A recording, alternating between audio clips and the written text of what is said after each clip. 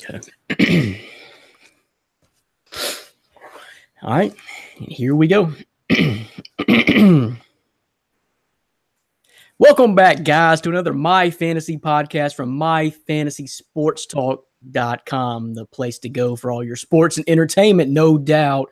I am Brandon Reed, along with my co-host Dan Schalk, our editor-in-chief on MyFantasySportsTalk.com, back for another podcast. Today, we're going to be talking about the top 5 NFL fantasy rookies of quarterback, running back, and wide receiver. We're going to break all that down on today's podcast. So I cannot wait for that. I'm going to give you a little bit of fantasy relevant value already in May, Dan, for the folks at home. Yeah, I mean, we are My Fantasy Podcast, MyFantasySportsTalk.com. So I think that's kind of what's expected of us. And, we put a lot of work in the NFL draft. Obviously, hopefully you caught our draft show. But, mock drafts are already starting on websites. Yahoo has already delivered their mock drafts. If you want to do a fantasy football mock draft right now, you can. And we're going to help you out by ranking those rookies. I know dynasty drafts. I'm in a couple dynasty leagues. One of my drafts is in June. So we talked about this previously on the podcast before, Brandon. You think that's crazy? It is a little crazy, but with these rookies that have just been selected by teams, they're about to be drafted on the fantasy football teams as well. So we're going to break down in short order the top 5 at each of those positions. Yeah, as far as that, having your fantasy drafted early, I think it's crazy just because someone's going to get bit every single year with training camp injuries. It always happens. I mean, every single year a player goes down for the year with an ACL or something else more severe along those lines, and they're lost for the whole year. It happens every single year in training camp. So I think that's really tough. But we're going to narrow the focus down today to just talk about quarterbacks, running backs, and wide receiver. We just saw the draft on the draft show 2 weeks ago.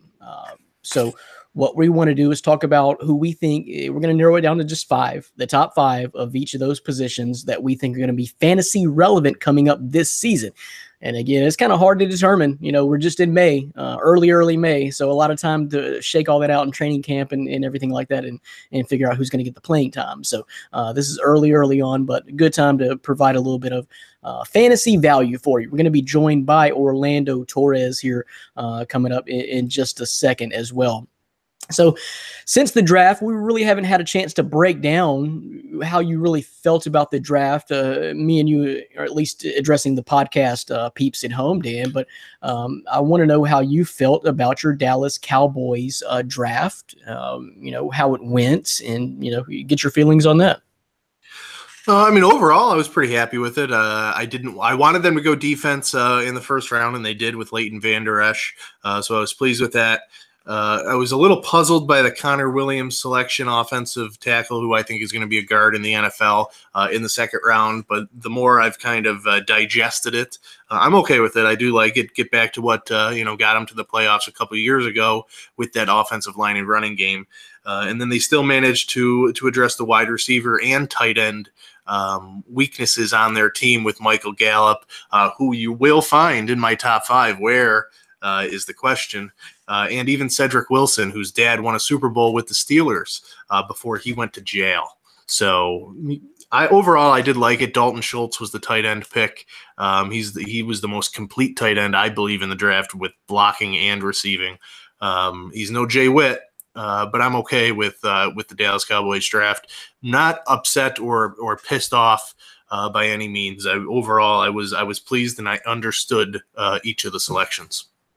So you still think Jay Witt's going to be top 5 fantasy value tight ends this year? No, I do not. No, he's going to be top 5 commentator in the NFL, though. Tony's number 1, and then Jay Witt will fall. We'll see. What's going to happen in that Monday night booth? Is it going to be a 3-man crew or what? I don't know. They hired Booger McFarland or something, some Booger guy to be the field analyst. So he's going to be on the field. And Jay Witt's going to be in the booth with Joe Tessitore. So I think it's just going to be all around interesting. And yet they still have, I think it's Lisa Salters or somebody as a field reporter. So how is that going to mix with Booger? And I don't know. It'll be interesting. Monday Night Football has kind of taken a hit. So I think they're going to come back up a little bit just with Jason Witten alone. I mean, look what Tony Romo did to CBS last year. Well, it's going to be interesting. A whole new shakeup. But so the Tennessee Titans, I think they had a pretty good draft. The team that I follow, Dan, of course, with nailing. I think we nailed it. Rashaan Evans, take the best available player when they selected at 22. Rashad Evans then bounced right back up in the second round and got Harold Landry. So they're solidifying that defensive line, that defensive pass rush. And then you came back. They only had 4 picks, but the third one, and I don't remember what round this is, pick 152 though. Dane Cruikshank, safety from Arizona. And then the final pick for the Titans, Dan, is one you're probably pretty, I don't know, I would say happy for the Titans fans, because I know you talked about this guy on the podcast several times. And that was, I think, what'd you say? He was the #1 passer in the Pac-12 this year, if I'm not mistaken. But they nailed Luke Falk down with their last pick, quarterback from Washington State. Yeah, well, you obviously didn't pay too much attention to me because I said he was going to be a huge bust, and I can't stand Luke Falk. But yes, Pac-12 all-time leading passer, more yards than anybody in Pac-12 history. So he has that going for him. But I don't like Luke Falk. I think he should have went undrafted. He's got a noodle for an arm, and 76% of his passes at Washington State in 2017 went for under 10 yards. He cannot throw it deep. He can't throw it intermediate. He's just a dink and dunk guy. Be happy you have Marcus Mariota and just let it Mariota take you to the sunset. Because Falk isn't doing it. Blaine Gabbert's got that #2 job locked down. Okay. I mean, pick 199. What is that? Yeah, I mean, it's the 6th round. It doesn't matter. It's it is what it is. Nice pick for there. I mean, some people were saying he should have been a 2nd or 3rd round draft pick, which I'm glad he wasn't, because he wasn't deserving of that. But very little risk for a backup quarterback in the 6th round. And you got all over me because I hadn't heard of him. And, yeah, and now you're going to bash me because I thought it was a decent pick.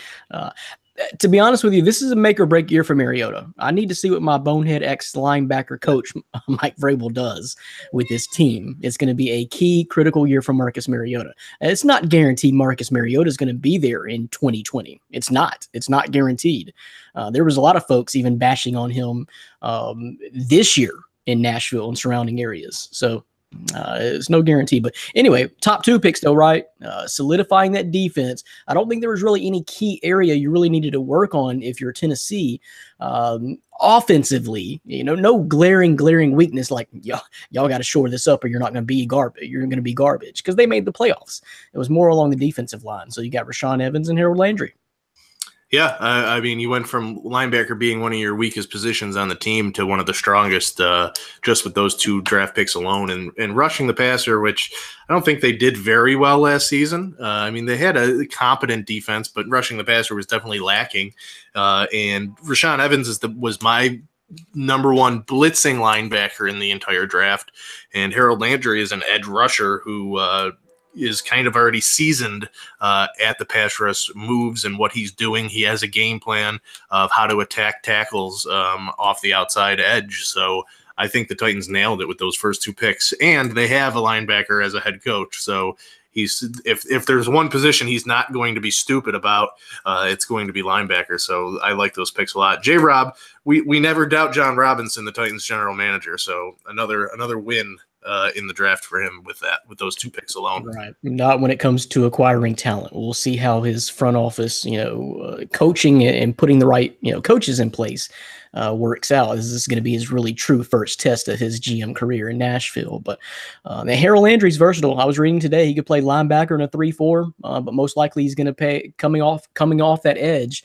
in a 4-3. So versatile guy. And you're right. Getting back to the old days when Tennessee really had that top-notch defense and they just let the crew manage the game, which I think Marcus Mariota will bounce back and do no problem. So let's get into it. The actual topic for today's podcast is the top 5 NFL rookies we think fantasy value starting coming up in this next season. So kind of hard to determine these. We'll bring Orlando in here to jump in on this conversation as well. But for me, Dan, this is kind of hard when you come to, let's start with quarterbacks first, because you don't really know which of these guys, your top 5, 6, 7 quarterbacks that were taken in the draft. You don't really know exactly who's going to get the playing time right away and who's not going to get any playing time at all. So when it comes to the quarterbacks, this is a little bit tricky to even know who is going to provide any fantasy value. Yeah, I mean, definitely. And I think when it comes to rookie quarterbacks, I mean, even in regular standard redraft leagues, they're not picked very high. I think, our rankings here are going to be more dynasty or keeper league based teams that are going to have these players on their rosters for multiple years. I mean, in a lot of my dynasty leagues, Mitch Trubisky was one of the first quarterbacks taken. Despite the fact that he wasn't a starter, it took him a while to be a starter in his first year, where Deshaun Watson, similar scenario. But I think, you see Tom Savage as who Watson replaced, and you thought he was going to last a little bit longer. So I love this time of year. These rankings, they're kind of fluid because, as you said, it can change. But with dynasty formats in mind, you can draft a quarterback and have him be your fantasy quarterback for the next 10 years on your dynasty team. Yep, that is a good point. So let's welcome back into the podcast after a long hiatus. The dude's been acting. He's been doing stand-up, as we saw on YouTube. He's back. It's Orlando Torres. What up, dude? Hey, how's it going, fellas? All clean shaven, looking like he's 18 years old. I'm going to need to see your ID before you join this podcast. This is adult only's podcast. Yeah, I know. Tell me about it. I get eat everywhere I go, but I'm excited to be here. I know it's been, I lost count, 6 or 7 long weeks, but I'm excited to be back.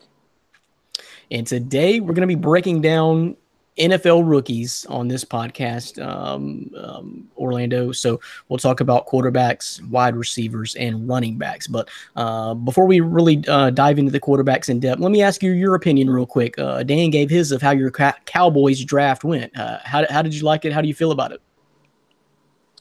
I think they just feel, a lot of holes. It's a different team. I know fans wanted a wide receiver early on, but the way I view it is they're trying to make this team best suited for Dak Prescott's skill set, and even the way they draft the wide receivers now, and it's just a different game going forward. So I wasn't upset about the draft. I thought overall, looking at the draft picks, that it was a pretty solid draft for the Cowboys. Yep. Going to be a big year for you guys. 2 years ago, losing Tony Romo. And now Dez Bryant and Jay Witt immediately, like back to back, within a matter of just a couple of weeks. The faces of that franchise, over the 2000s, the last decade or so, are gone.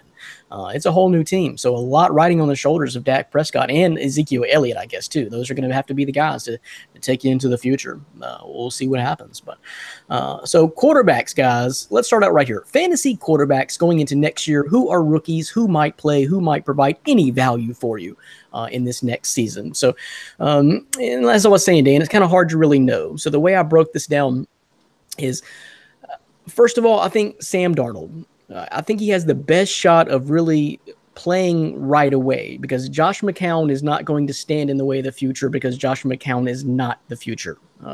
So we'll see what happens there. Training camp is going to determine so much, but I really think Darnold has a really good chance to play, and Bridgewater is going to have to prove that he can even stay healthy enough to even play. So a little bit of a mess there in the Jets, but I like what they got going on, and I think Darnold will emerge as probably getting a lot of the snaps throughout the course of the year this year. The other one is Baker Mayfield. He may beat out Tyrod Taylor. I don't know. He may beat him out immediately. Again, that's where training camp's going to fall in line.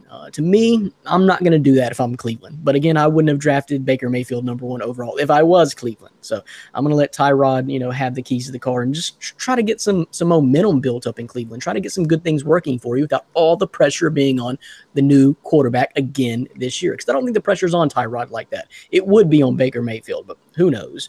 Then I think A.J. McCarron probably has that job in Buffalo. At least if I was calling the shots, A.J. McCarron would have that start in Buffalo and be the starting, have the starting role right from the get-go. I hope it all works out in Buffalo and they put their quarterback woes behind them. But I think it's probably best to have A.J. play and let Josh Allen sit behind him. I think Rosen definitely sits in Arizona behind Bradford until Bradford gets hurt, which could be halfway through week 1. We don't really know, but I think that should be the plan. You wouldn't necessarily see Rosen until Bradford gets hurt or possibly year 2. And then Mason Rudolph and Lamar Jackson. Obviously, these guys are not starting right away because they're quarterbacks for their teams have solidified their role in Joe Flacco in Baltimore, and of course Ben Roethlisberger in Pittsburgh. But if I had to say something about it, I think it's perfect opportunity for Mason Rudolph being groomed under Big Ben. No pressure to play immediately. He won't unless Big Ben gets hurt for some reason. And he's thrust up in that. I don't even know who their backup is right now or their number 2 guy is. But anyway, a good opportunity for Rudolph to get groomed. But here's the thing. Lamar Jackson has a bigger opportunity. And I'm going to say if I knew Lamar Jackson was going to be playing this year, I think he would have the most fantasy value of any rookie quarterback. Joe Flacco, I think if Flacco may have a short leash this year, if for any reason he gets yanked early or goes down for any reason, I think Lamar Jackson is inserted in that offense. They don't really have a whole lot to lose. It's been a reshuffling of the offense recently as far as weapons go in Baltimore, and they really need to make something happen if they're going to stay relevant. So with Lamar Jackson inserted into that Baltimore lineup, I think you could kind of see what you saw in Deshaun Watson last year in flashes, 3-4 games, whatever it was, but to an nth degree, multiplied by 2-3 times of what we saw from Deshaun Watson last year. So I don't know. It's tough, Dan. If I had to say, Darnold or Mayfield probably has the best chance of starting, the longest period of time. But I think Lamar Jackson, if given the opportunity, probably could provide the most upside when you're talking about fantasy value. Yeah, I'm going to disagree with most of that. So I actually have 1 to 5 rankings. I have actually Josh Rosen number 1. Sam Bradford is not going to stay healthy, and Josh Rosen, despite him not being my number 1 quarterback in the draft, he is the most NFL ready to start in the NFL day 1, and I actually think he will beat out Sam Bradford in training camp. So I think Josh Rosen is the number 1 quarterback. Again, not my favorite in the draft, but if you are looking for this season and even beyond, I think that Arizona job is his to lose. With that, he kind of fell right into Arizona's lap. Number 2, I am with you with that Lamar Jackson. I have Lamar Jackson as my number 2 rookie quarterback this year. I actually think he's going to end up taking over for Joe Flacco at some point in this year. We've seen what Joe Flacco is. He won that Super Bowl, and he has become a terrible quarterback, to be honest with you, ever since then. I mean, he's not even completing barely 50% of his passes in most games, throwing more interceptions than touchdowns. I'm surprised he still is, entrenched in that number 1 role, and they haven't already just opened it up, even with Ryan Mallett there.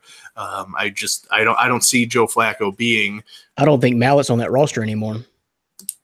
Well, good, because they have Lamar Jackson. They don't need him. They're going to work Jackson into the game plan, I think, in that wildcat type role.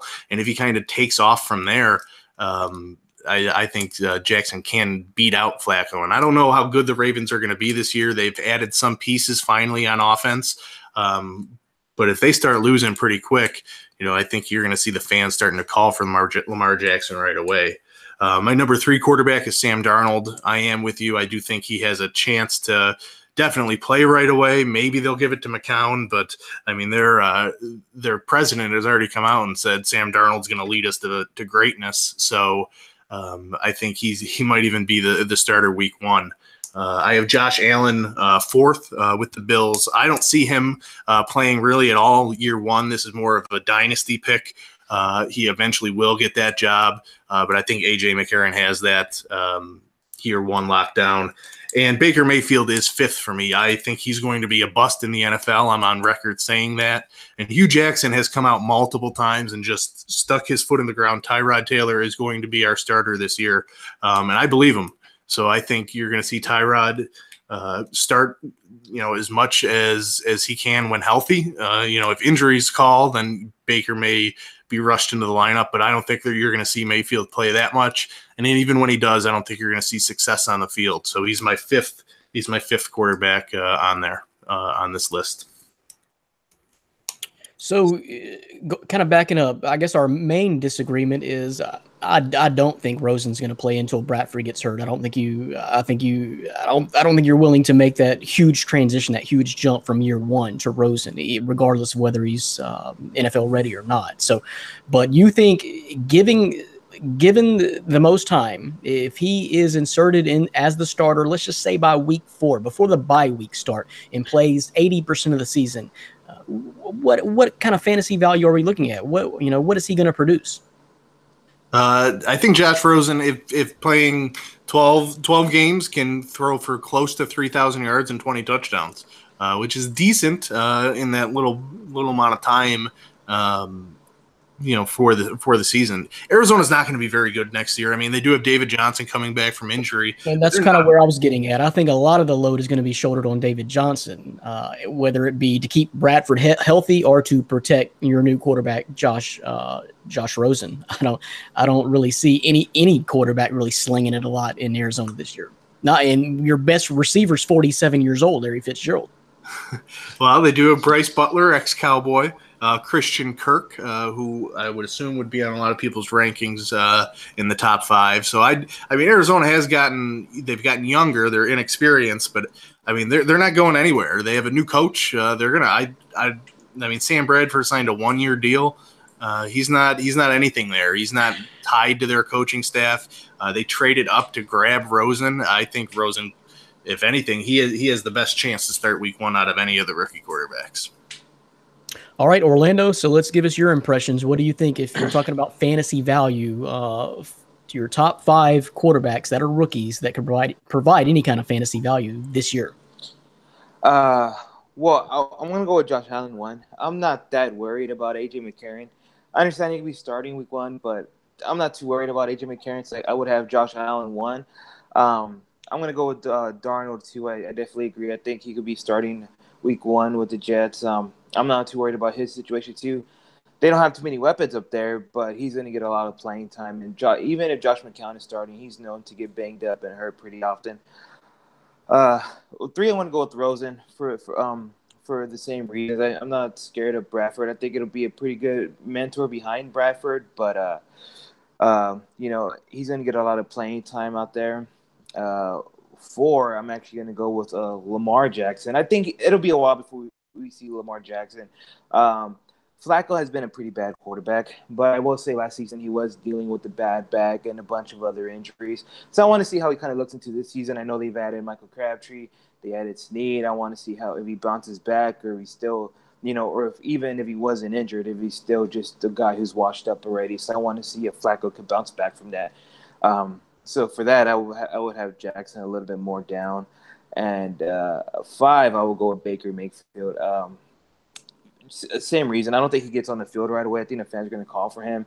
But the way Cleveland just added wide receivers and the running backs and the way they just shifted their team, if everything goes good for them, it'll be a while before we could possibly see Mayfield unless something terrible, tragic goes wrong at quarterback position. Yep, the fans calling for it is the key phrase there. It depends on what the fans are going to clamor for and call there. Because I don't really think Tyrod's the sexy guy there in Cleveland, but he's probably best for your franchise right now. Just let's settle things down and let's learn to walk before we try to fly. And I don't know. We'll see. We'll see what happens with Baker Mayfield. So, all right, Dan, let's move on. Let's talk about running backs. I'm interested to hear your top 5 fantasy value, because now these guys are guys that are going to play for sure. Quarterback's a little bit different, but if these guys are making your top 5, and a lot of these running backs will play for sure this coming year. So let me hear the top 5. Yeah, number 1, I think it's going to be all of our number 1, Saquon Barkley. He's going to have the Ezekiel Elliott type role with the Giants. They're not going to be afraid to run, and they should give it to him early and often and in the receiving game. So Saquon Barkley, number 1. He should be the number 1 pick in all rookie drafts in dynasty leagues. So Saquon, number 1. Number 2, I actually have Ronald Jones from Tampa Bay. I think he's going to be given a full workload. No more Doug Martin. They have some other pieces there, but nothing that is really special the way Ronald Jones can be given that workload. So I like him to be the number 2 running back in fantasy this season. Rashad Penny, I have 3rd. Obviously, Seattle. For some reason, Brandon likes every Seattle running back. Even if they're fat Eddie Lacy, Brandon is going to draft them and say, RB2, RB2. Well, Rashad Penny is actually going to be an RB2. And see, now is when I disagree. Yeah, well, Rashad Penny was my number 2 back in the entire draft. So I'm all for it. Seattle has improved their offensive line. They're going to want to take the pressure off of Russell Wilson. Chris Carson is there, but he's just nothing more than a compliment at this point, coming back from a pretty rough injury. And they didn't take Rashad Penny in the first round not to give him the ball. I would say close to 300 times as a rookie, and his body is able to withstand that. Number 4, I have Kerryon Johnson from the Lions. Big fan of him. They may have signed some names. I think they got LeGarrette Blount and some others. Doesn't matter. Kerryon Johnson, I had a 2nd-round grade on him. He went in the 2nd round. I like his ability to not only impact the game running, but in the receiving game, and he's going to be their best pass protector, which is going to keep him on the field for all 3 downs, especially on passing downs. So he's going to be able to see the field right away as a rookie. Number 5, I have Sonny Michel. I'm not a huge – I see Sonny Michel very high in a lot of rankings that I've seen, and I don't get it because he is still a New England Patriots running back. They're going to split the load between every one of their other guys that they have. Sonny will get his touches, but there's going to be some games where he might only see the ball 3-4 times because that's just Bill Belichick. So he's my 5th. But I'm going to give you 2 honorable mentions as well. Philip Lindsay, who was an undrafted free agent signing by the Denver Broncos, he will beat out Royce Freeman for touches as a rookie. So I have Lindsay actually ranked ahead of Royce Freeman. And John Kelly, if you draft Todd Gurley, you must draft John Kelly. He will be the backup to Gurley. I had him comped to Travis Henry coming out of college. And Travis Henry had a pretty decent NFL career. He did a better job making babies outside of the NFL. But he's still a pretty good football player on the field. And if Todd Gurley goes down, John Kelly has the ability to step in right away and be a valuable fantasy running back in the NFL. All right. I had Rashad Penny on my list, but he got bumped, Dan. He got bumped at the last minute. So not this year. Not this year. Yeah. So Saquon Barkley, number 1. I'm not going to go into depth there. He's going to have the number 1 role, and I think they'll be right back and have a better offensive line to both protect Eli and to get a little bit of a running game off the ground in New York. So Saquon Barkley. My number 2 does go to that guy, Sonny Michel, you were talking about, because I think he's going to fit into New England's scheme perfectly. Yes, you're right. You never know what Bill Belichick is going to do from week to week, and that's always been the frustration with New England in drafting their running backs anyway. So, but I like his intangibles, like the precise running, the pass protection, the blocking. That's going to earn him points with Belichick and Brady. Those are key things that need to be done in New England. So look for some value coming out of the guys that actually New England will cut. There's a ton of guys here.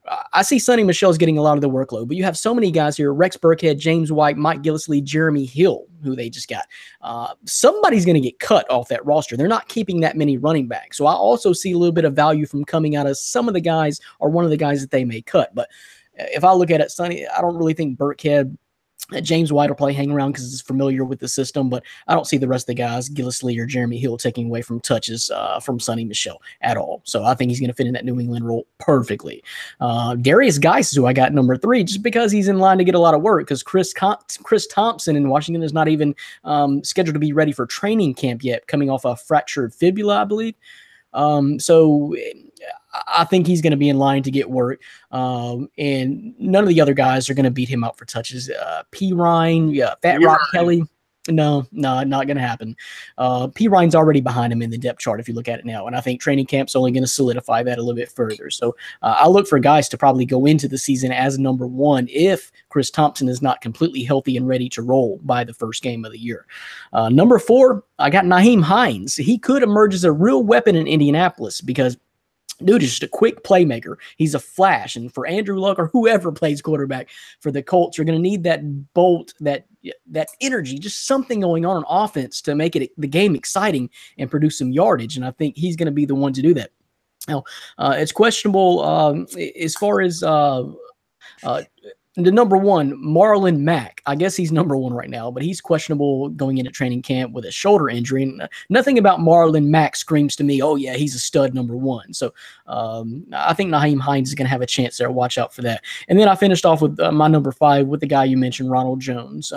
If Peyton Barber and Jacquizz Rodgers are your only real competition for touches there in Tampa Bay, I'm not real worried about that. So Ronald Jones could have a big opportunity in a year that's probably pretty big for Tampa Bay offensively. Jameis Winston needs to show some stuff. The other guys need to show some stuff. You still got Mike Evans and Deshaun Jackson, but this is a key year for Dirk Cutter, and he better use his weapons, and Ronald Jones will probably be one. Like I said, Peyton Barber and Jacquizz Rodgers is not beating you out of significant touches, especially if you show to be pretty valuable in training camp and stay healthy and catch on to the system. So Ronald Jones rounds out my top 5. So running backs, Orlando, how do you size them up? Obviously, number 1, no surprise, is going to be Barkley. Number 2, though, I got Darius, guys. Washington's in need of a running back. Even if Chris Thompson is healthy, we know what he is. 3-down back. He is what he is. So I'm going to go with Darius, guys, at 2. 3, I'm actually going to go Royce Freeman. Same thing after getting rid of Anderson. Now, Denver needs a running back. And even if he's not the guy in the future, I just think for this year, for this purpose, he's just going to get thrown into the starting row. And sometimes you just need a guy like that, especially in late rounds.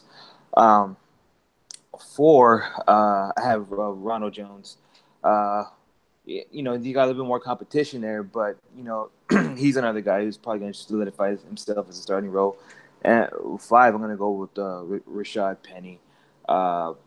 We already know he's going to get starting role, but same thing. Chris Carson's still there. He's still got a little bit of other guys to go, and I just put him a little bit more down compared to the needs with Washington and Denver at running back.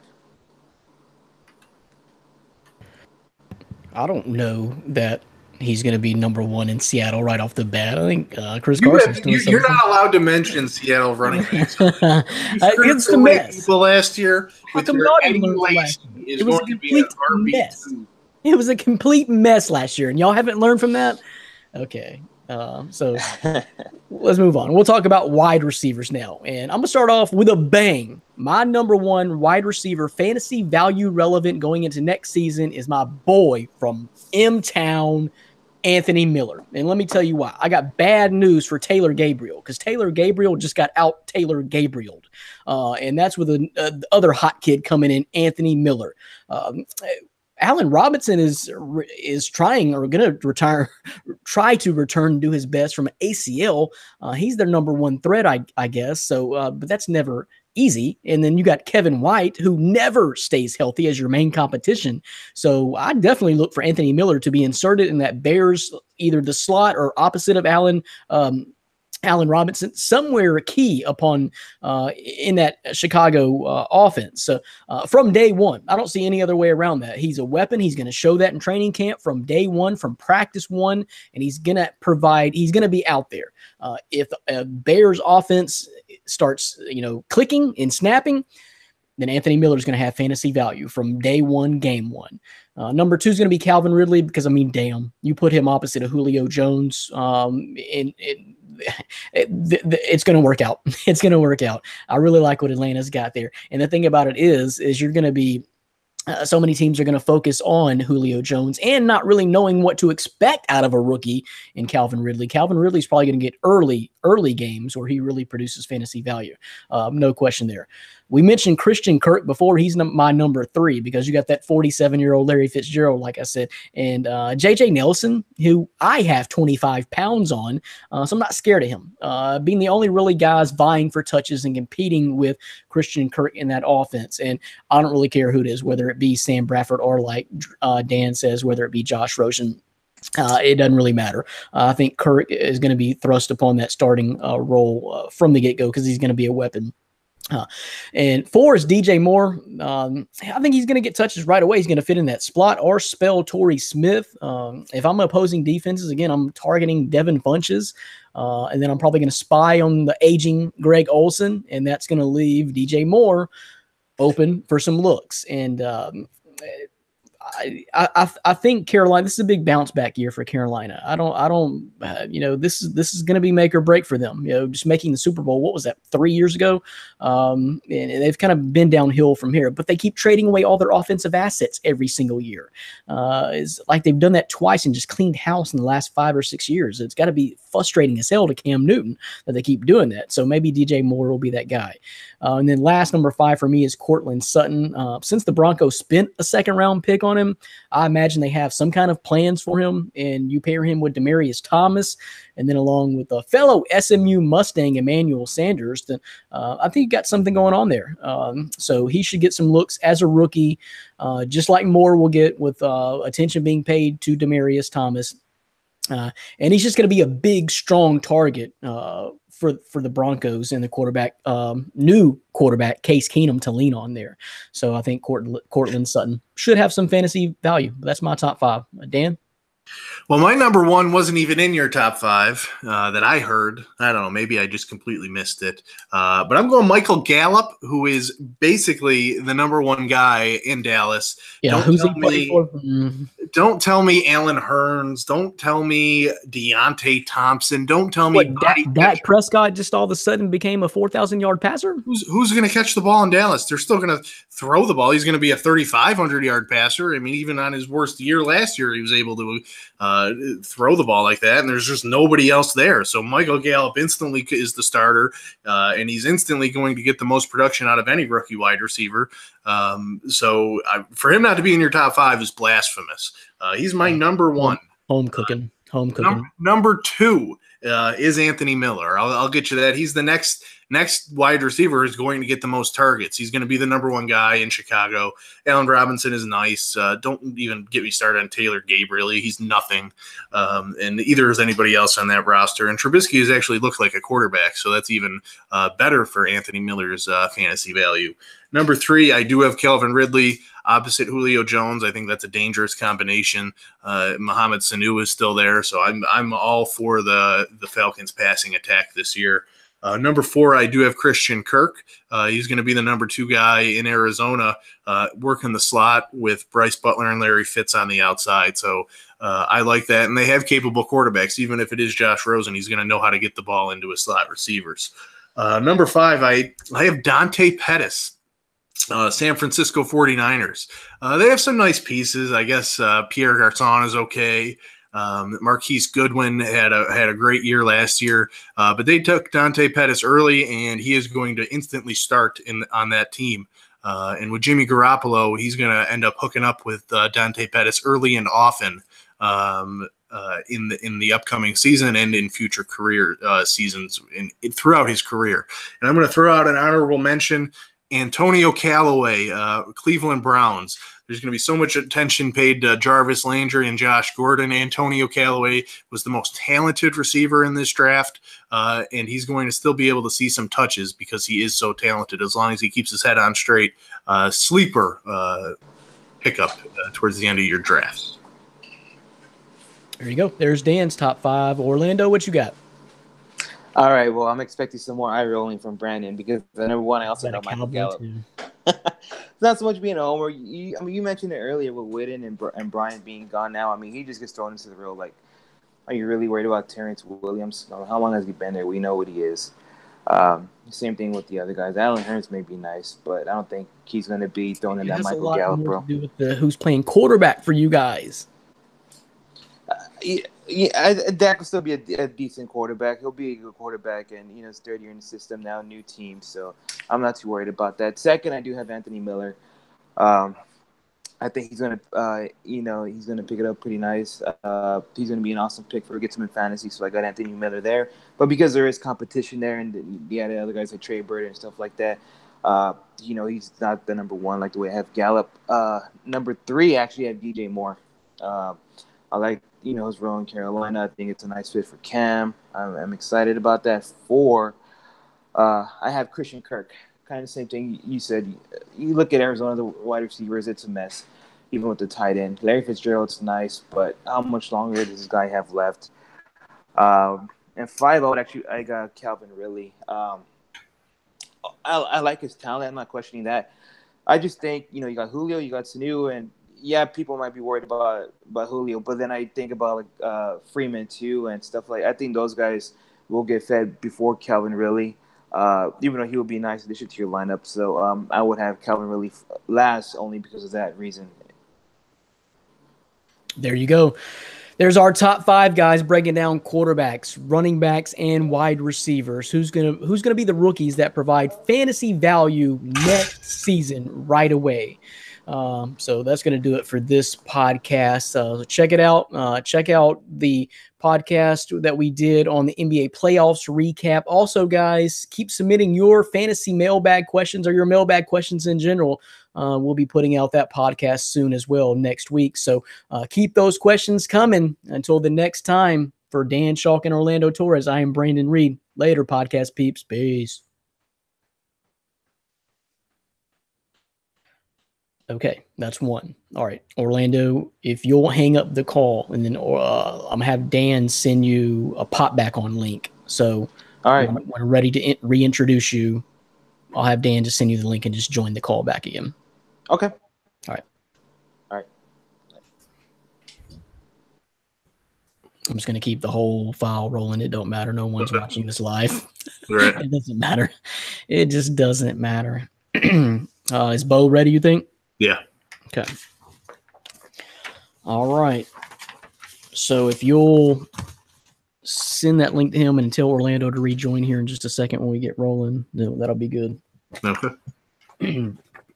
All right. Let's start the new one. All right. 3, 2, 1. Back to me.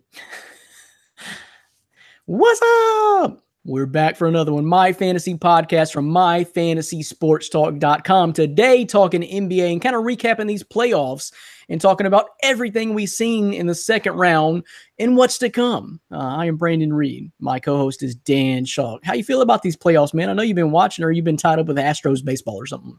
Well, my PayPal account is missing $20.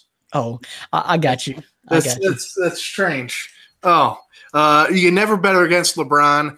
And for those that just think I'm looking at my phone, I'm not. Brandon and I made a bet, and Brandon bet against LeBron, and he just don't do it. And it was a sweep. We're gonna have our boy Bo Adams come on, and he predicted this whole thing. He tried to warn you, tried to forecast it for you, and you just weren't listening. So I'm enjoying the playoffs. I did watch a lot of that series, and it was nice. It was Cleveland looked legit again, or was it just Toronto? As I said, the two guys, DeRozan and Lowry, just suck in the playoffs when the team needs them the most. Yeah, it wasn't so much that I bet against LeBron. I'm not that guy. I'm not the LeBron hater. If you've looked at my Facebook history over the past couple of days, it's been insane. But I bet on Toronto, and that was my mistake. I thought they were ready to turn the corner this year. They obviously weren't. I know Dwayne Casey's probably about to win Coach of the Year, but he shouldn't. He got so out-coached and just outplayed and was just, baffled in that series. There's no reason you should not take at least one game when you have home court advantage from Cleveland. So, that was disappointing to me, if anything. I'll say that. Not really betting against LeBron. I just bet it on Toronto, and that was my big mistake. So, but yeah, I'm liking these playoffs. I'm liking what LeBron's doing. Now I'm just here for the show, man. I'm just here for the show, and I got your $20.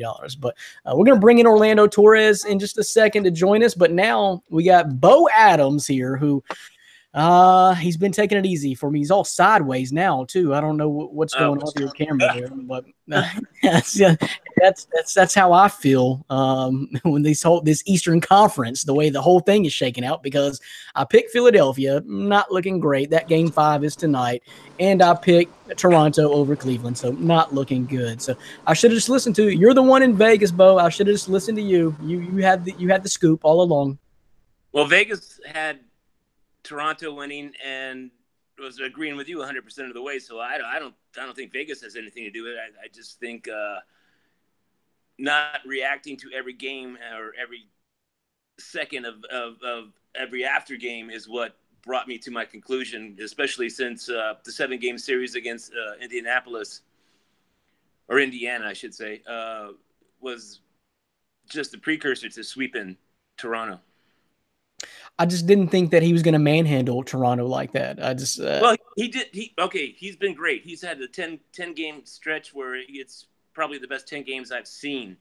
And I'm old. I'm 52, which is funny because I told my son today I was 53, and my son said, "No, you're 52." I'm like, "Thank you."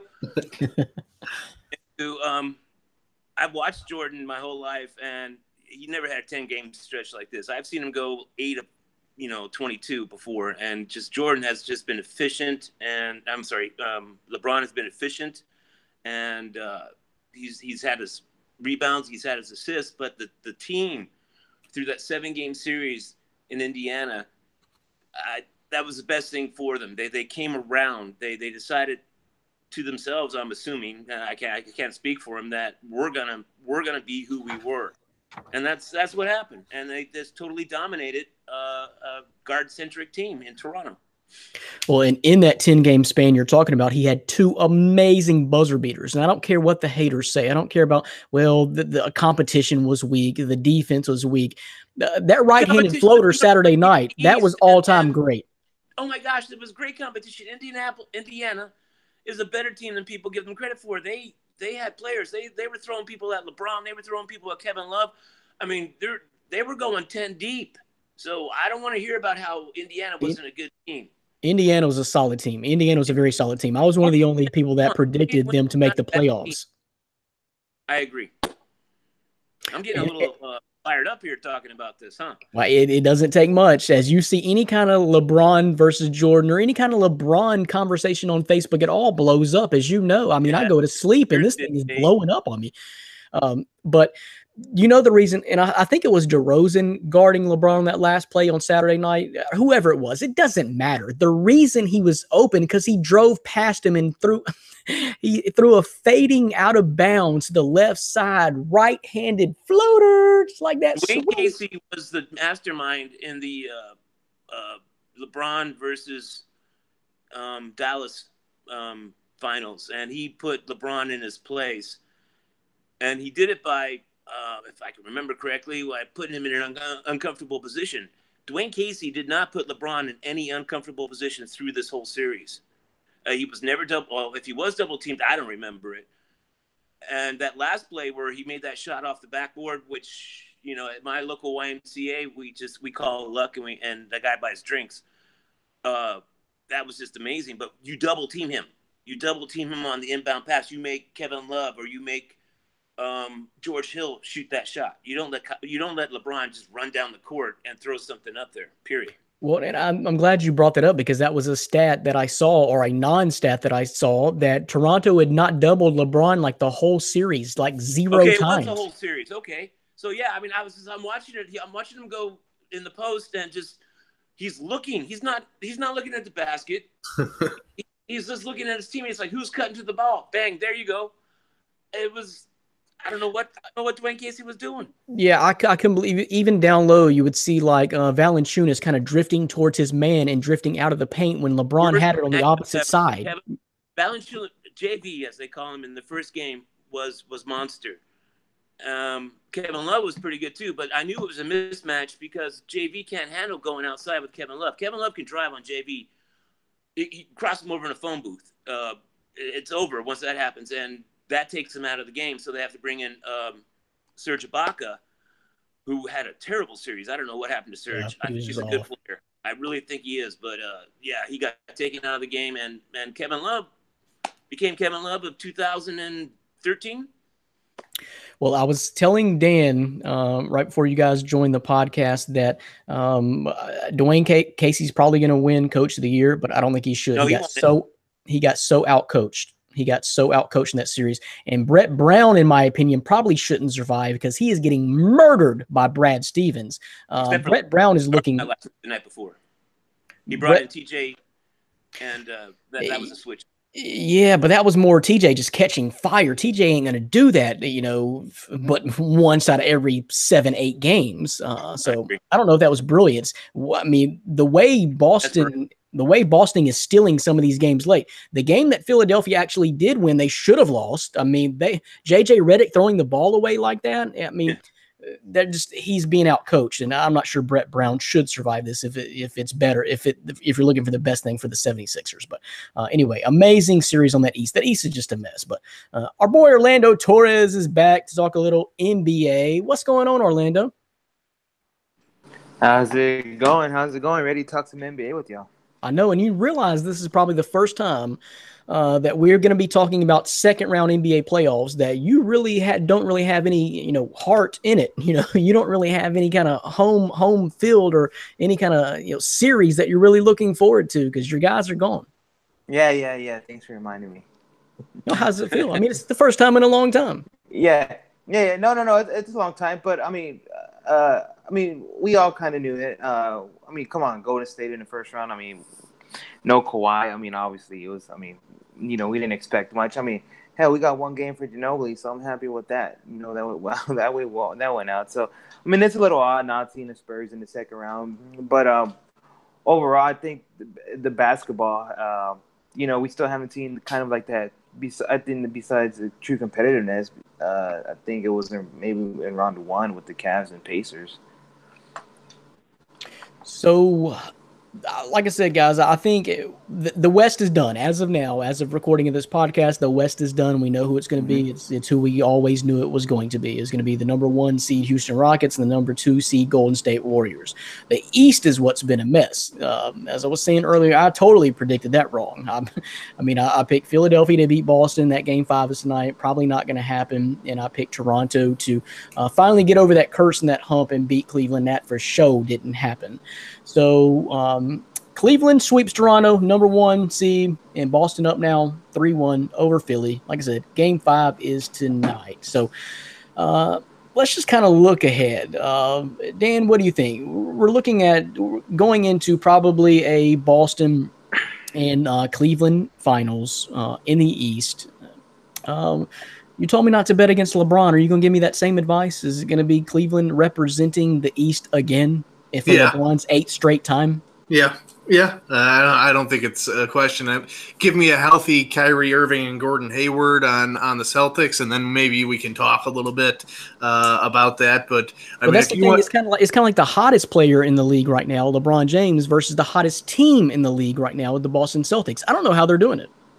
Brad Stevens is probably the best coach in the NBA. You can say behind maybe Popovich, but this came out today. You realize he got 0 votes for Coach of the Year. There is some shady stuff going on within the Coaches Association to not give him any votes at all. He's the best coach in the NBA right now.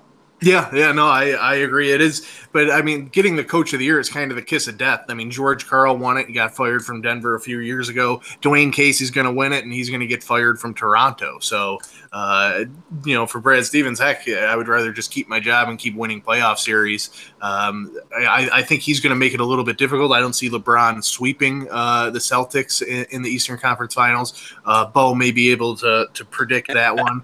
I think it's going to be a 5 or 6 game series. But yeah, it's going to be LeBron advancing to the finals, and I think it's going to be a rematch with Golden State. But Houston is there, so we'll see. But I can guarantee you that Cleveland will be in the NBA Finals. So Phil Jackson won it once, the Coach of the Year.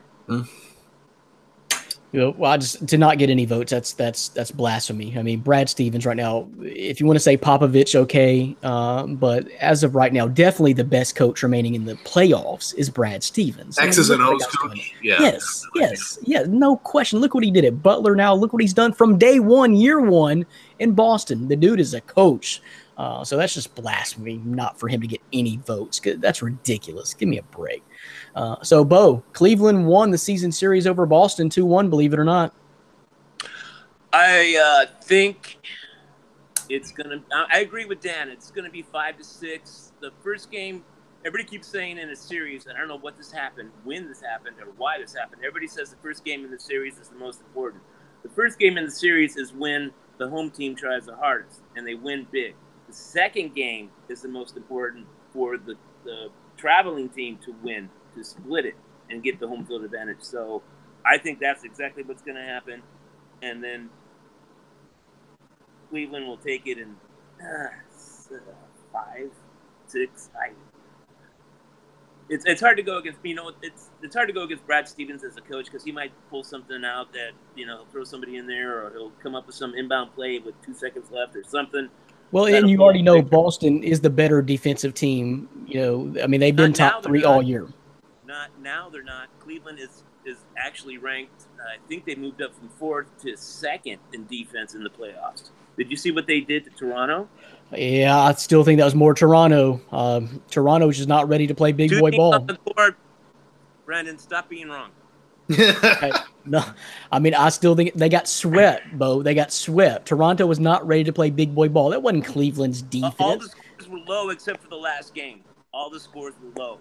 Okay, we're talking 98, 100. Well, I was because the Raptors got lost. But I mean, who's playing all the defense on the Cavs? I mean, it ain't Kevin Love. But now you're into the Cleveland hate. Come on, Cleveland is playing the best basketball right now. I don't care about last night's games. All right, 1-on-1 with Houston, and I love CP3. I think he's the best point guard of our generation, of this generation. Oh my God, Russell Westbrook, 28% free throw, 3-point. Chris Paul couldn't get into a Western Conference Finals or any finals until he joined forces with James Harden. And when was the last time Westbrook did it? He was with who? Kevin Durant. Hey, I'm not wearing a Russell Westbrook shirt. But you just told me he's not the best. Former MVP. But anyway, what happened in that Cleveland in Toronto series was LeBron was dominating every single possession. And Larry Nance was supposed to be that prize pickup for Cleveland during this whole mess, and he didn't even play. He didn't make one appearance. Everybody keeps saying that. Who says that? Actually, it was Hood who was supposed to be the best player because he didn't play. Yeah, and you know what? He's a mental case. But you know what's not affecting them because they won 4 straight is Hood. Larry Nance got in, played decently. They know he's a young kid. He's a little fired up. His dad's at the games. That's secondary. That's not, I don't know if thirdary is a word, but that's what I'm thinking about. It revolves around 6 players, and it's a starting 5 plus the rotation player of Jeff Green, who's been awesome. Tell me, Jeff Green has been. Jeff Green and Kyle Korver has been hot too, but those guys aren't known for their defensive prowess. This Cleveland team didn't just happen to flip a switch like that. They've got a lucky schedule. So, and here's this thing. Last 4 games it's not going to look that way against Boston either, because Boston's not going to be the team to be that hot offensive powerhouse to make Cleveland's defense look bad either. It's not going to happen until Cleveland faces Golden State in the finals. I feel like we've gotten away from this podcast about you and me arguing about Cleveland and LeBron and defense. I got more numbers towards the back end that we'll agree on, Bo. I got numbers on the back end that you will agree on here. Okay. That just kind of puts a bow on the whole LeBron and Jordan conversation. But Orlando, what do you think about the East? Let's just go forward. We're going to say it's going to be Boston versus Cleveland. I say hottest player in the league versus possibly the hottest team right now in the league. When they clash, what's going to happen? Oh, it's going to be LeBron in 4 or 5. Come on. I mean, I got it, the hottest team. But, Brown and Tatum, the guys with future. Brad Stevens is pretty good. But this, at the end of the day, this just isn't their year. It's just LeBron, best player, and basically the best coach on that team for Cleveland. So I don't see the series going very long. I see another sweep or maybe to 5 games. Man, I just don't know. Terry Rozier, don't discount him, which Eric Bledsoe discounted him, and I guess he found out his name real quick in that first round. And then Al Horford, don't forget about Al Horford. I think Boston just has the better overall team, but I'm not going to discount and bet against LeBron right now after what he's doing. The dude is beasting out. It's crazy what he's doing. So anyway, but we do for sure know what the West is going to be. It's going to be Houston and Golden State. My only proclamation that I feel even somewhat confident about making a guarantee for the rest of this whole playoffs, because I obviously don't know what's going on, kind of like I didn't know in the NCAA tournament, is that if Golden State is healthy, if all those guys are healthy and they keep ratcheting it up, then no one's beating them, not even Houston. So I'm looking forward to it. Houston won the season series, though, over Golden State 2-1. So what do we think about that, Dan? If those two clash, I know your hatred of Steph Curry says Houston's got it. Yeah, I mean, Steph Curry sucks. But I want Houston to win. I would love to see Houston win. I don't think it's going to happen. I don't think Chris Paul is – I mean, this is his first conference finals. Obviously, he's not the proven winner, the guy that can get it done in the playoffs. And I don't know if James Harden is that either. So I would go with the Warriors. They've done it before. They know how to win. Overall, when healthy, when you put those five basically all-star starters on the court, I think Houston might be able to make it a series, make it 6 games. I would think it would be a win for Houston to even make it 7 games with Golden State, but I just don't. I don't see Golden State losing. And it sucks Steph Curry came back so early from that knee injury. I thought he was going to be out even longer. Because without a Steph Curry on the team, I think maybe Houston might have a chance. But he sucks so bad they're probably going to win. It changes the conversation. First of all, no one on Houston is going to be able to guard Durant unless you want to put Clint Capella on him. And then Draymond Green is going to be the one who I think really just tears Houston apart, because they're not going to have any answer for Draymond Green, because no one is going to – I mean, you just can't guard all those guys. And Draymond does it all. He's so versatile. He's a triple-double type of guy. So, I mean, but I'm not putting quite as much confidence in it as you are, Dan. I see this totally going 7, particularly since Houston has home court advantage. I think Houston's clicking right now. They are a very explosive offensive team, especially beyond the arc. So if there's anybody that can match firepower with Golden State, it's Houston. And I think Mike D'Antoni and the Rockets organization had that foresight and have done enough to get you right to that level of competing with Golden State. We'll see if it happens. So, Bo, what do you think about out west? How that's going to shape out? I always thought this was coming. I don't think Houston has the experience to win, and it's unfortunate because I despise Golden State. I don't despise Steph Curry, but I despise Golden State. But what I do know is I think whatever team comes out, and of course I just said Golden State, but they're going to be ragged. I think you guys are wrong. It's going to be a 7-game series, and there's going to be scars and stitches, and just going to be nasty. And yeah, so whoever comes out of that's going to be beat up for LeBron to win his 4th title, 5th title. It would be 4. I don't know. I'm not going that far though. That's quite a stretch. Quite a stretch. First of all, I don't think. Okay, the way you beat Golden State is you go directly at Steph Curry because he gets crossed over in a phone booth. You take Draymond Green, outside, and you keep, oh my gosh, the guy from Oklahoma, Durant outside shooting threes, because once he gets to the elbow and he starts making those elbow shots from either side, his confidence shoots up and he's unstoppable.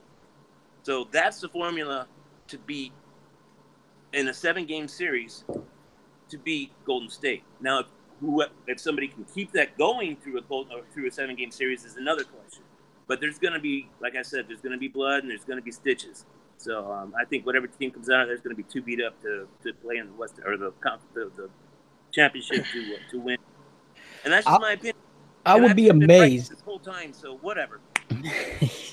Okay, so far, it's got to catch up to you soon, though. And I really don't care. I would be 52. It hasn't caught up yet.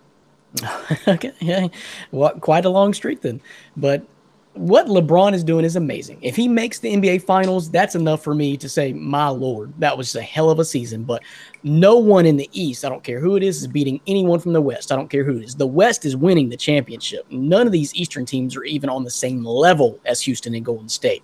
And it really didn't matter. You can throw all the teams that made the playoffs in the East. None of them were. And I mean, that's the way I feel about it. So, Orlando, you're close to the situation out west. What do you think about the West, the way that is going to shake up, and does the East have any chance of winning the NBA title? Man, I don't want to go that far either. I won't count on LeBron against either West, but I mean, whoever comes out the West, I think has a better chance of coming out with the championship. But as far as this matchup, I think it's going to go a 7-game series, and I'm actually going to go out on a limb and say Houston catches Golden State sleeping a little. I know that's going on a stretch. Golden State has experience. They got Steve Kerr there. There's a 4th straight finals appearance. I get all that. I think the key in here is going to be Chris Paul, and that's asking a lot for a guy who's never been to the conference finals. I just don't think the Rockets are just going to lay here, and like the way we've seen them fold in the past. We've seen Harden put up duds in the postseason, but what I've seen is when Harden struggles, his team's there to help him out. They're not just relying on James Harden. As a team, they work pretty well, just the way Golden State is working. Kevin Durant, Trevor Reese has been in the league a long time. I think Trevor Reese is going to be on Durant. But the way Clint Capella is playing in the paint, I think it's okay to have, to ask Ariza to be a little bit rough with Durant. He's not going to have his way with Durant, but if you could kind of get in his head and push him around a bit, you got Clint Capella there as a safety blanket. We already know what Harden and Curry are going to do. Klay Thompson has been good, but we see him be hit or miss, and sometimes that could be bad for the team. And Draymond too. Draymond's great. He's a versatile player. He can do everything. But man, I'm excited for this series. I think there's going to be a lot of shouting. There's going to be a lot of fights, and home field advantage I think is going to play a big part. So if this game goes 7, and you see Golden State get a little bit shaky, I wouldn't be surprised to see Houston kind of pull up an upset. I think it will go. I think it will go at least 6 or 7. I think it'll be a series. I think Houston will give it to them. They're just so talented offensively and have such firepower. But I really think that's your NBA Finals.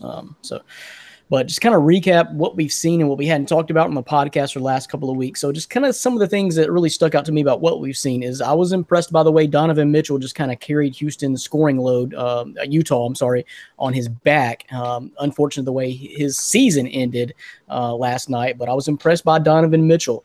Rajon Rondo found that fountain of youth. And I mean, what do you have, like 22 assists in one night? Just unbelievable play.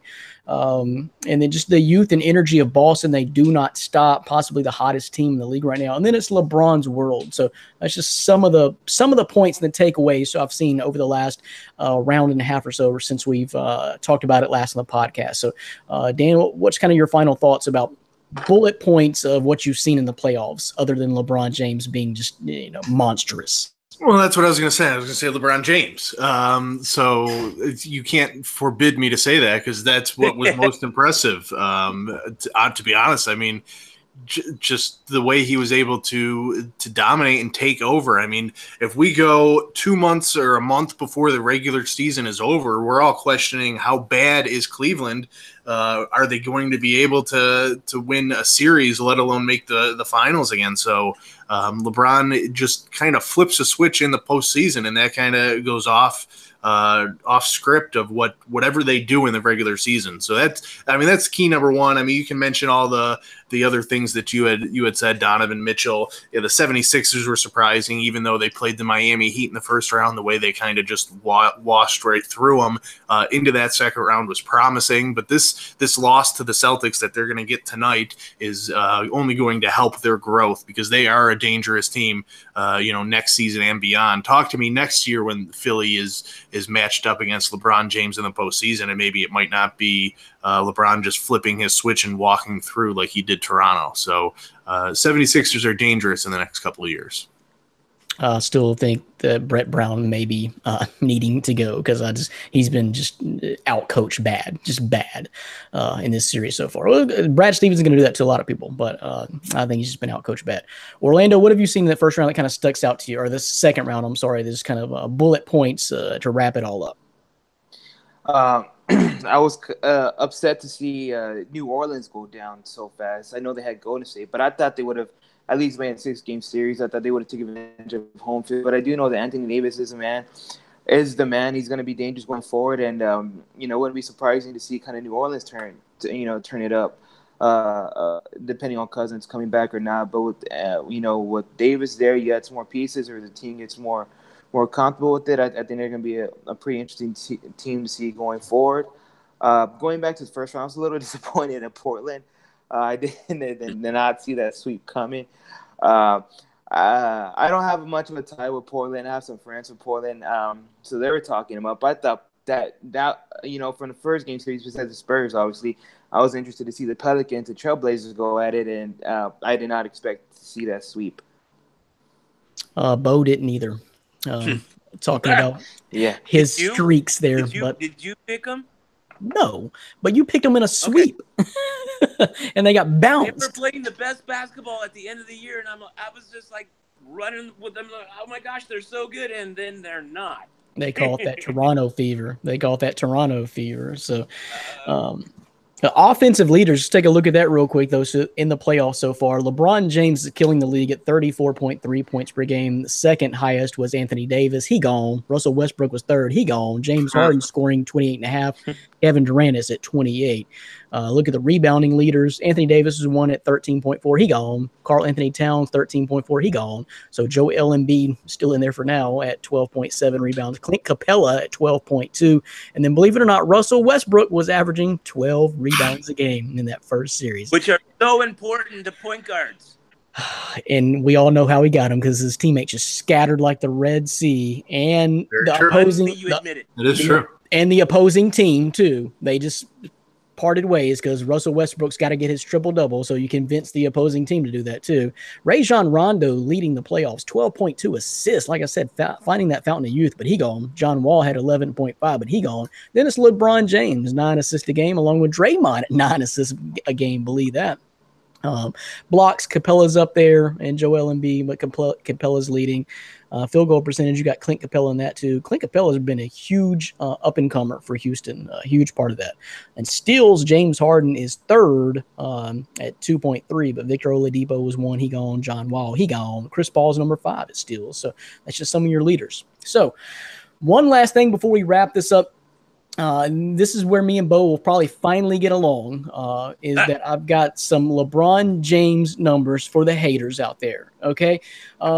And I think I've made this clear. I'm not going to ever put anyone number one. Bo does disagree with this, but no one will ever supplant Michael Jordan as number one to me just because of everything that Michael Jordan did and just the era that he came up. The marketing, the game started being played above the rim. It was Air Jordan, the Jordan brand shoes, the championships. Once he started winning, he never lost anything again outside that bad experiment in Washington. So to me, Jordan has always won. It's just the swag of Jordan and what it means and the level of excellence and perfection that Jordan did everything in once he started winning. But LeBron is clearly making the case to be number 2 to me. And I think he may be the baddest all-around basketball player to ever be born onto earth. The all-around skill set and just physical strength. And not forget his floor vision. I always kind of regret that he didn't play point guard his whole career like Magic Johnson did. But, he's too valuable. He's needed to do a lot of other things. So the dude is bad. If you're hating now, you're just a hater. So I've got some records and stats just from this year alone, LeBron accomplishments just from this year. You can throw all the stats you want to out there, but the dude's got to pass the eye test to you, and if he ain't passing the eye test to you, then you're just not watching. But here's what he actually did this year. Oldest player to produce 2,000 points, 500 assists, and 500 rebounds in a season. The record was 8, which he got last year. This was his 9th year doing it. Now he's the oldest player ever to do that. 2,000 points, 500 assists, 500 rebounds. 2,000-plus point seasons. Karl Malone has 12 of them. Michael Jordan has 11. LeBron has 10. He's going to break that within 3 years. He's going to be number 1 on that list as well. Oldest player to average a triple-double throughout a month. at 31 years of age, was Wilt. LeBron, of course, older than that now, so oldest player to average triple-double in a month of a season. So just one more notch in the belt. First player ever to have 35 points in a game with 15 assists with 0 turnovers. Ever. No one's ever done that. First player ever with 30,000 points, 8,000 rebounds, and 8,000 assists. Ever. No one's ever done that. Broke MJ's record of 866 straight games scoring double digits, 10-plus points. That's MJ. Yeah, Michael Jordan. He broke that record and still going. Also beat Scottie Pippen's record of 395 steals in playoff games. He just broke that. He now has 406 steals in playoff games. I mean, if you're, it's one thing to say Michael Jordan is better. Okay, Michael Jordan's 1, LeBron's 2, 3. To not have him in the top 5 is a little silly. Just the disrespect that I'm seeing is just completely silly. This guy is passing all the checks. He's passing all the eye checks, and that is stuff that he just accomplished just this year. It's going to be more even next year. He's going to be etching his name, and this conversation is about to get really difficult, folks. It's about to get really difficult. If he can add one more title in Cleveland, or if he goes somewhere else, no telling what will happen. But that stuff he just did this year. And I think, Bo, you may be convinced you may have him number 1 already. And you weren't – you spoke about watching the Michael Jordan era. You're not as impressed by that as what you're impressed by seeing LeBron do now. I grew up in the Michael Jordan era. I was 1984. I didn't watch the draft because it wasn't on TV, but I did have cable, and WGN was a big part of my cable network. And I watched this guy flying through the air, dunking and doing crazy stuff, and couldn't hit from 15 feet away, but he could dunk and he could do everything else, but he could not get past the quote unquote all-time great Celtics, who were aging by that time in the 88, 89. And the Detroit Pistons in the 90s, who were just a bunch of thugs, in my opinion, but they still won. Whatever. And then he got a team around him, and he got the best coach of all time behind him. So then, after he wins 3 straight, he quits. Then comes back, has a mediocre time of it for his first couple games, and then wins 3 straight again, then quits. Then comes back, which everybody keeps saying we're not counting the Washington series or the Washington experiment. It happened. He was there. He played for them, and but his legacy was over at that point. The legacy was over at that point.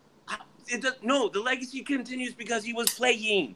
He bought he didn't buy that team. He bought a team eventually, but he was playing. Your legacy is over when you stop playing. Okay. I was there. Him and I. I went through some rough times after my divorce in '96, and watching those finals got me through some hard times. So he's always going to have a special place in my heart. But what LeBron's doing and how LeBron's doing and how he's doing it through putting kids through school, helping other athletes with uninterrupted, and just the fact that he was mobile and he decided to go. He's only been with 2 teams his whole life, but he says he's all over the place. He went to Miami, then back to Cleveland. That's 2 teams. Everybody's like, oh, he just leaves and never comes. I mean, he's been to 2 teams. So all this other stuff that LeBron is doing to further other people's experience and education and life, Michael Jordan punched Steve Kerr in the face. He had to leave the league because of his gambling and his father's death. He came back after everything was cool after 2 years because he couldn't play baseball. If you add this all up, if you are just a rational human being, Jordan, LeBron, he's staircases above what Jordan was. I don't care if he got 6. He didn't get 6 in a row, by the way. He got 3 and 3. Right. If you got 6 in a row, I'd be like, all right, I take it back. He got 3 and 3. And I'm not sure 8 in a row would have been guaranteed because there's part of health that comes into factor. And that's the amazing thing about LeBron. He does not get hurt. You can't say that Jordan would have went 8 in a row and won 8 in a row. Not a chance. Right now, I think that's why I'm saying this 7-game series. I'm sorry. I think it's going to be a 7-game series. It's going to tear up Golden State because they've been in it for 4 years. This is their 4th year going to the Western Conference Finals. They were hurt all year long. You don't think they're going to get hurt again? This is the first time these older players have been for Houston have been in the conference finals. This is the most games they've ever played. You don't think somebody's going to get hurt? I do. I think they're just going to get beat up. And there's LeBron bouncing the ball, just waiting after he beats Celtics in 5 or 6.